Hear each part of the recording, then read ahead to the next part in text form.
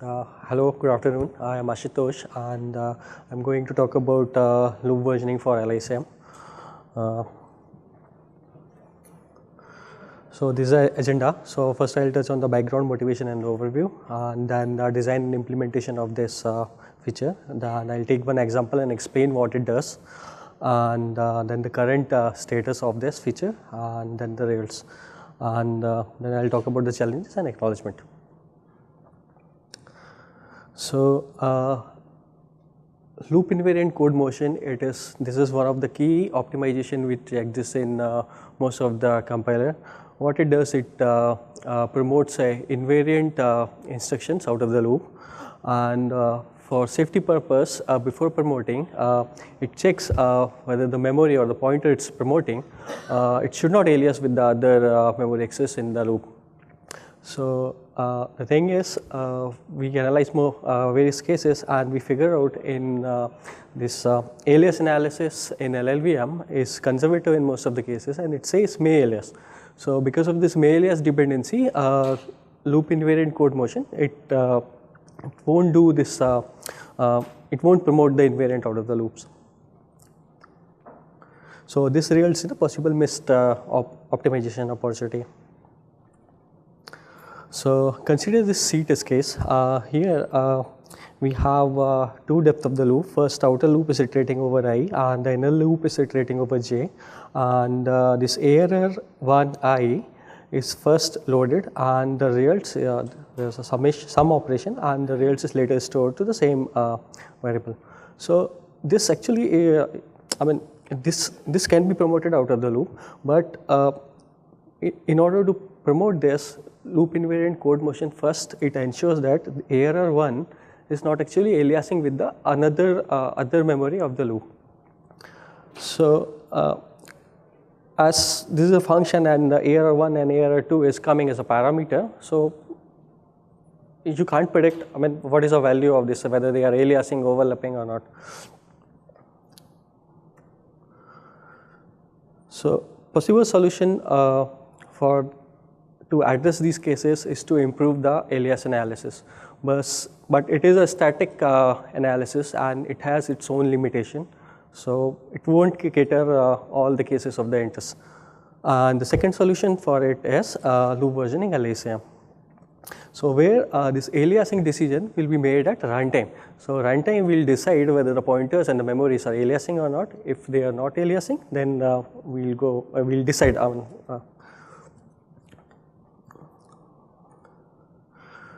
So so what it does actually. So first it will look for all the unique memory access in the loop, and for those memory access it will create a runtime check, and it will keep the original version of a loop, and it will clone that loop and create a aggressive alias version of the loop, and where it will mark all the memories access as no alias. So by marking it, it is explicit that memories are not alias, and later LICM can promote those later for LICM the life is easy, and it will do aggressively invariant promotions. So in the design and implementation, this feature is divided into three categories. One is the legality, costing, and the transformation. So legality has three things: struct legality, loop structure legality, instruction legality, and memory legality. In the costing, we'll do the invariant benefit, and later in the transformation, we'll generate the memcheck and the loop version. So legality, we look for some basic loops, like it should have a pre-header, it should have a trip count, it should have a single exit. Such kind of things we are ensured in the loop structure legality. And in the memory access, we check the memory aliasing dependencies, and we use a loop access analysis to confirm the memory safety. And in the instruction legality, we check loop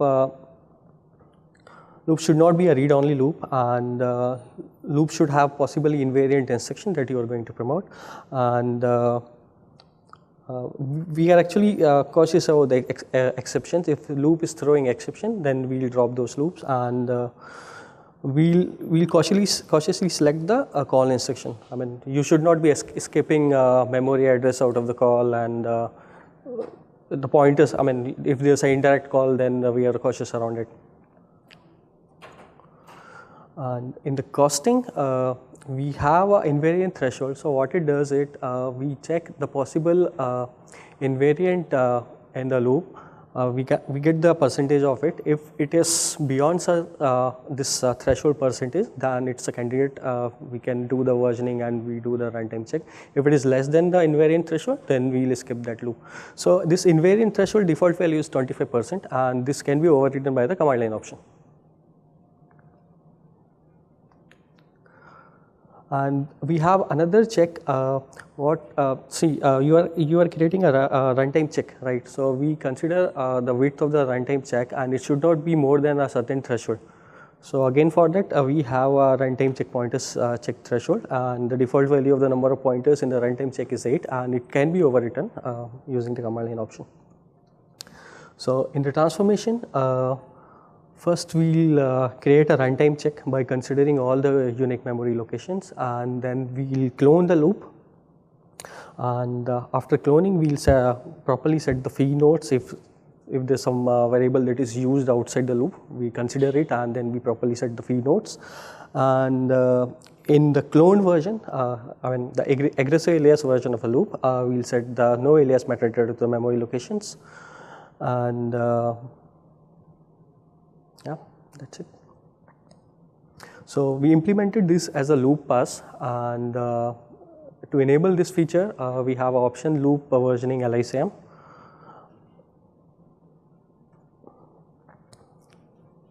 So these are the implementation details.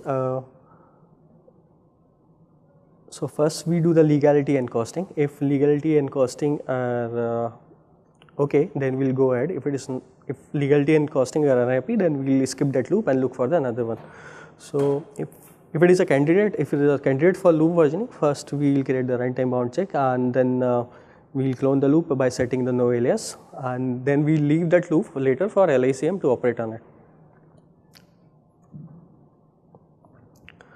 So this is a second example where we have two loops, I and j, and if you see var2i is actually, it's similar to the previous example where this var2i is actually first loading, and then there's some add operation, and then store to var2i.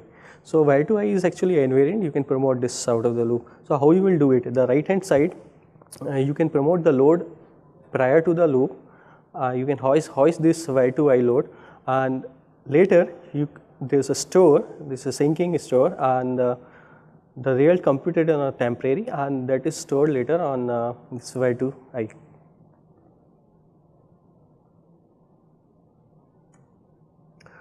So in this case, we have two pointers, var1 and var2. For that, we created a memcheck. So memcheck is nothing but a bound check which compares the ranges of those two pointers based on the trip count. I mean, based on the loop trip count. And this is how it looks like. We have first we'll create this I compare for first bound, and later for I compare for the second bound, and then we'll do the adding of it. And then later we'll create a branch. This branch will decide if they are overlapping, then go to the original version of loop, and if it is not overlapping, then go to the optimized version of loop. And this is how the original loop looks like. We have two stores here, first for var1 and second for var2. And later, this is the optimized version of loop where store for var2 is promoted outside the loop. How totally it looks like. It's mostly completed. Current state is mostly completed, and it is under review. And we have done testing with the regular benchmark, the functional test. We found no regression in this, and we have written some test case to verify the performance of this. And in those unit test case, we found good gains. There was few challenges because you are creating a runtime check and you are cloning the loop. There's a possibility that actually you are bloating the code. So The thing is, our intent is we are trying to justify this code bloat with the performance gain out of this loop versioning. So, if we have this invariant threshold which controls the number of invariant in the loop, and based on it will make the decision. So if invariant is more than this threshold, then only it will go forward. So it can be controlled by the command line option. And the runtime check, the maximum possible check is NC2 into 3 plus NC2 minus 1. So this is the maximum number of runtime checks, and so in order to optimize this, we are checking write versus read and write versus write. We are not checking read versus read.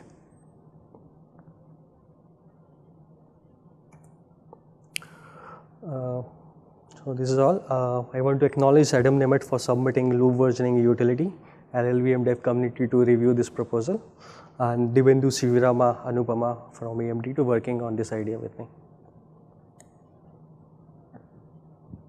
Questions?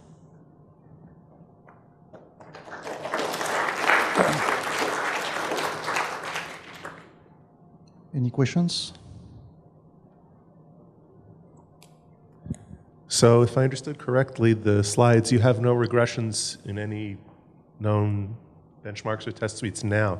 Did you encounter any regressions during the development of this that you had to then fix?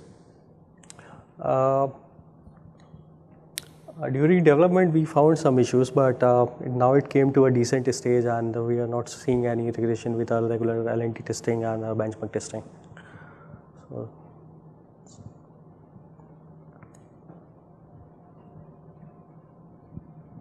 I'm interested in all the cases where loop invariant conmotion can not decrease the execution time. I mean, if you have this cost model, it's because sometimes loop invariant conmotion is not worth. Can you just go through all the cases where it's not worth doing invariant conmotion?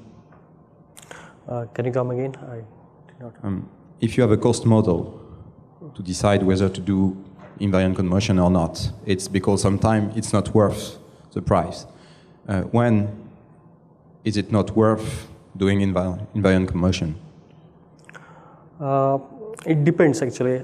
It depends on the number of possible invariant in the loop. So if you have more number of possible invariants in the loop, then it's worth promoting it.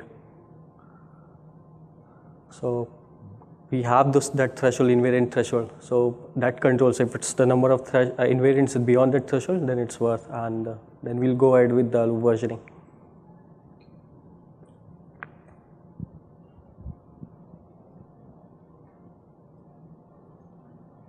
No more questions?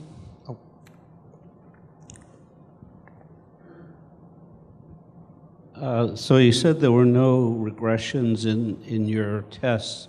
Do you have any idea how often your new optimization kicked in when you ran the regression tests?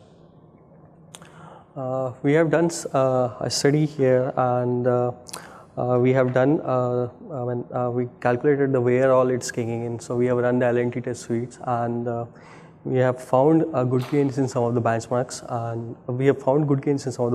and at this moment I don't have the numbers to show what all, where all it's kicking in.